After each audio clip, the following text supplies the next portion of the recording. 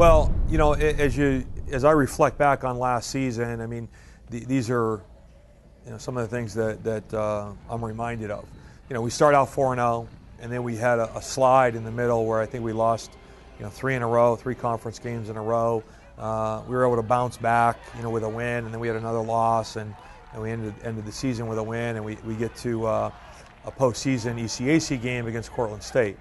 The bottom line is this.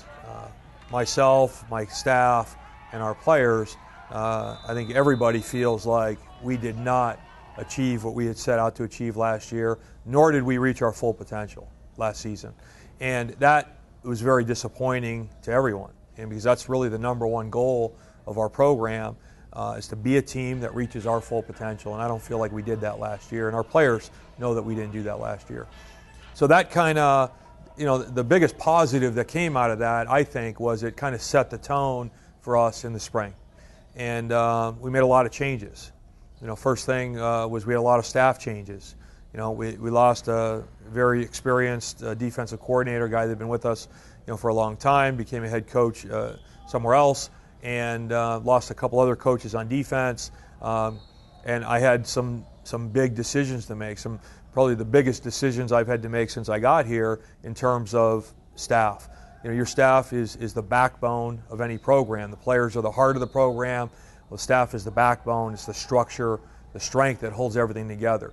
And so those are really the biggest decisions you've got to make is what are you going to do in terms of staffing? I promoted Mike Neal, who had been with me for 5 years, since my first season here.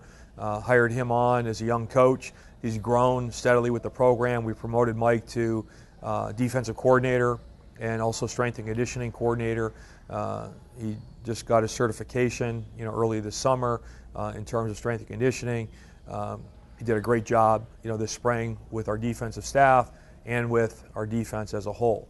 I elevated Randy Yerger. Randy had been with us on and off for 5 years in both a part-time and a volunteer capacity, and we had hired Randy on as a full-time coach to be our special teams coordinator. Again, an outstanding hire as far as I'm concerned. We had lost 2 of our defensive interns, from last year.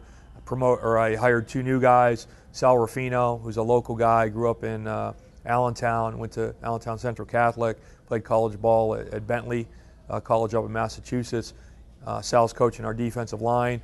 And my most recent hire, which was late in the spring, early summer, a guy by the name of Ryan Yergel. And Ryan comes to us from Winona State University up in Minnesota. And just in the short time that he's been here, I could not be more thoroughly impressed.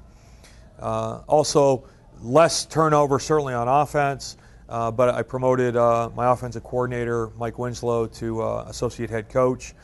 We promoted Drew Stelzer from receiver coach and director of football operations. He also now has the title of recruiting coordinator, promoted to a full-time position. And Victor Brown, who's been with us for many years, has been promoted to run game coordinator. My running back coach, Ross Grimm, who's been video coordinator for us, is going into his 2nd year. He's also been promoted to assistant special teams coordinator. So, and we've got a couple new, volunteer coaches on staff. Tom Barton came on; he's got a wealth of experience, and he's helping us in the area of special teams and on defense. But the bottom line is this: I believe right now today, I've got a staff, probably the best staff that we've ever had here, top to bottom. I've got 9 guys that are either new or in new positions through promotion, and I think it's created more than anything a renewed energy and vigor to our program, and that in and of itself has already made us better. The other thing, a lot of changes that we made this spring, coming out of last season, we felt like we really needed to do a better job in terms of leadership development and building team chemistry. And I think that was evident from some of the things that happened a year ago. And we spent a lot of time this spring on those areas, and our players really responded in what I would say an outstanding fashion. I think we've got better leadership right now in this team collectively than we've ever had. I've got 25 seniors on this team, which is the largest senior class we've ever had. Albright is not a place where people typically don't take 5 years to graduate from Albright.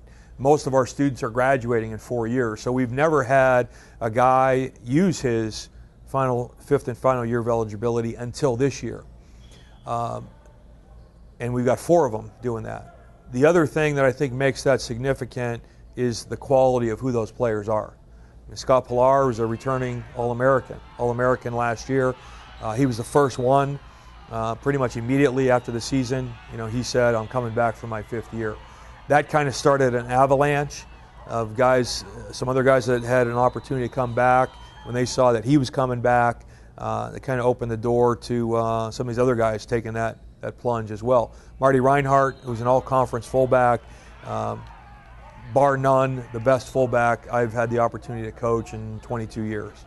And he's coming back for his 5th year of eligibility. And then Ryan Ott was the last guy that was right around spring break when he came to me and said he wanted to come back for his 5th year of eligibility. Now, Ryan was our defensive MVP last year and our team MVP, as voted on by his teammates.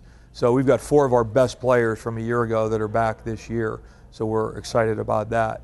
And that kind of, really got a lot of guys excited when, a lot of our younger guys to know that, hey, these guys are coming back and, they've got a lot of faith in what we can do and what we can accomplish. And I think that gave us, some momentum very quickly in the spring. We made some changes to the way we structured our spring practices to make things a little bit more conducive to teaching and as well continue to develop leadership and develop team chemistry. Spent a lot of time on some team building activities, some things that I think our guys had a lot of fun with. We expanded our community service projects that we did. We had around 250 kids here for our free youth camp that our players run in April. Plus we put in 500 hours, community service hours with the Boys and Girls Club this spring. Every player in our team was down there pretty much every day for about 6 weeks. We had an average of about 12, 15 guys from our team there every day for 6 weeks, which logged about 500 hours of time. So I think all of these things really accomplished a lot for us and really got our guys, I think, to understand what our program's all about.